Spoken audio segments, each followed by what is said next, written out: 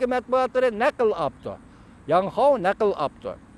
Prezident Trump'ның ahırkı maksidi yer şarı dairesinde komünizmga zarbi beriş. Şoňlaşky bu qatim kooperatsiyasida hergiz boşap kalmaydı. Operasiya qaysı operasiya? Soda uruşu. Ben baştan ilmi dedim, 200 milyardlık dollarlık tuvar mallağı Cungo'nun başlığı yok. 8. ayının 23. gün 160 milyardlık tuvar mallağı başlığı yok. 7. ayının 6. günü Cungo'ga soda uruşu ilan kılış. Demek bu bir operasiya. Şuna bu operasiyadan Prezident Trump hergiz boşap kalmaydı, kendini çekinmeydi. Çünkü Prezident Trump'ın ahırkı maksidi yer şardı, komünizmni yoktur. Cevap çıktı mı Turan Efendi? Mana şundak. Endi Kızıl Evlat ikkinchilar mundaq hesapladı. Bu qatimki Amerika Cungo soda uruşunun ahmiyeti şu yerdeki, demokratiyanın müstabid tüzümge uruş ilan kılganlıgıdır.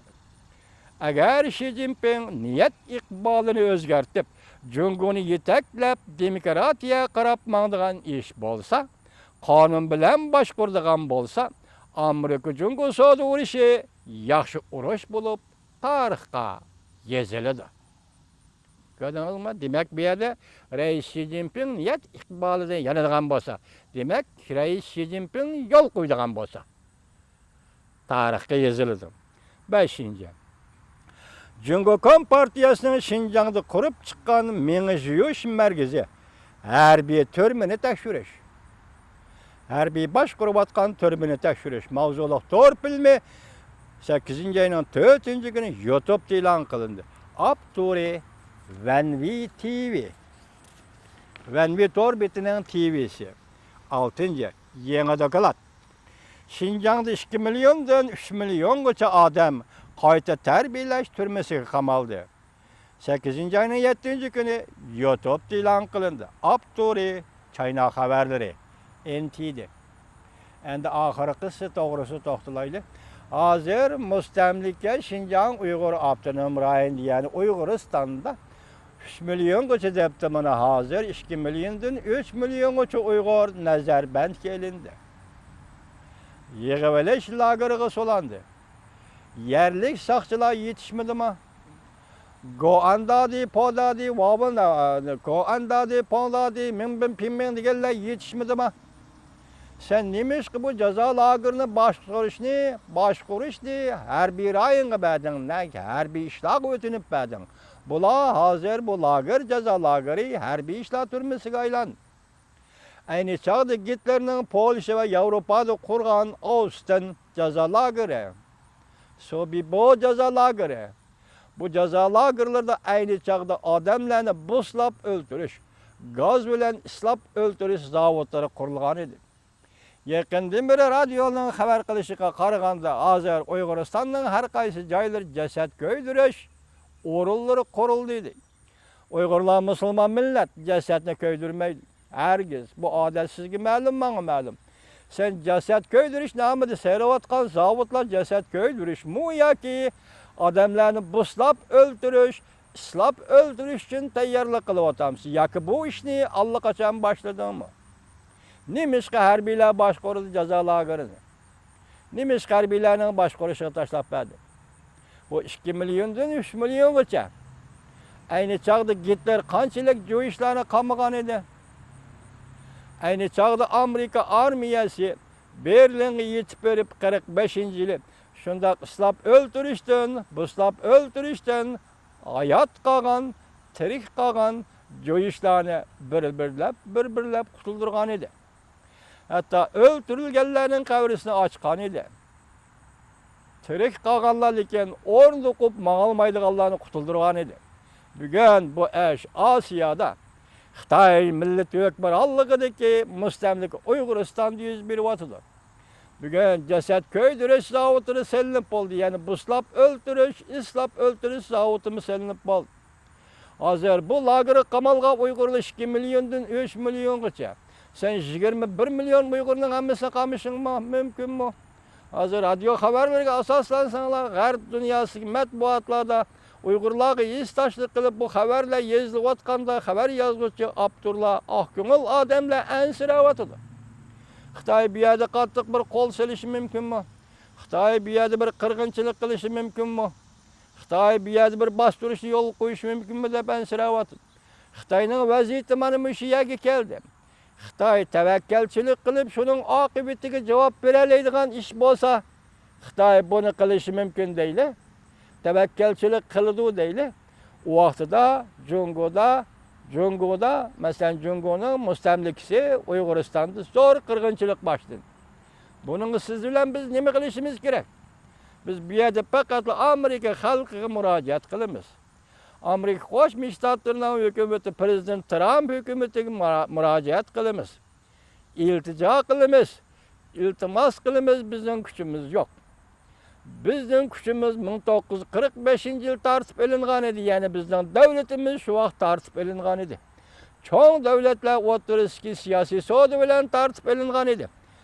Shu tarixiy orqa ko'rinishni nazarga olib, bugungi navbatda, bugungi kunda Prezident Trump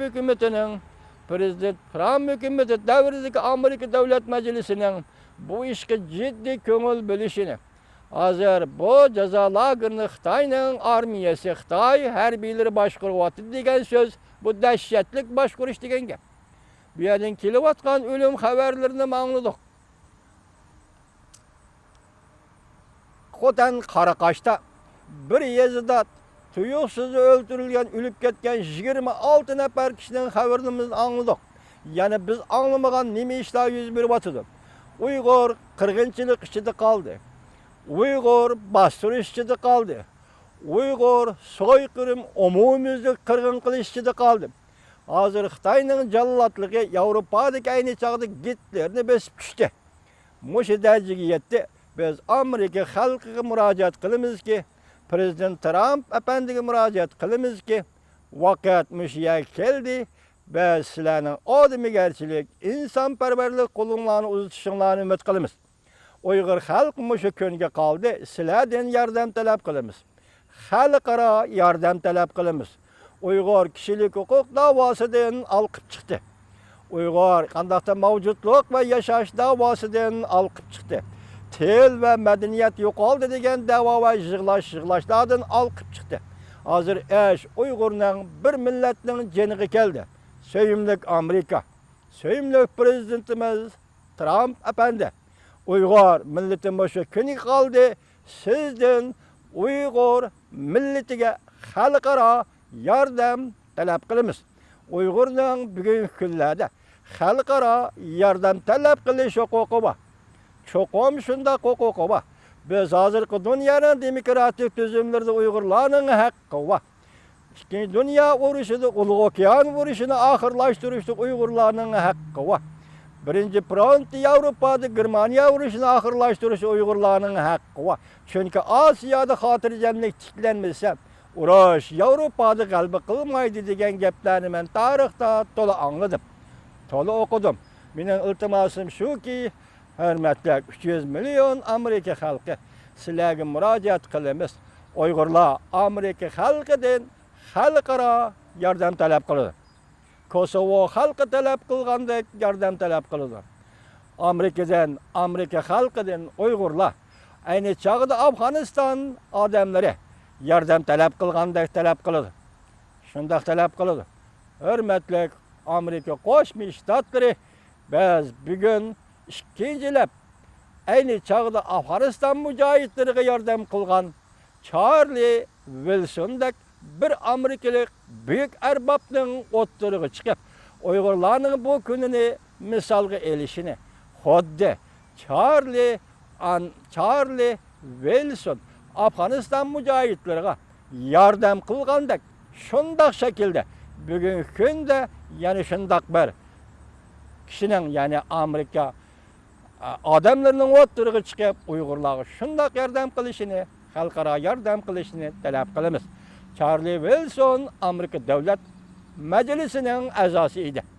Mana shunday. Dunyo shundaykan Amerika xalqi biz faqat tarixda bo'lgan ishlarni so'zildik. tarixda yüz bergen işleri sözüldük. Afganistan halkı şundaq talep kılgan idi. Bugün 21 milyon Uygur halkı Amerika halkıdan hem şundaq talep kılır.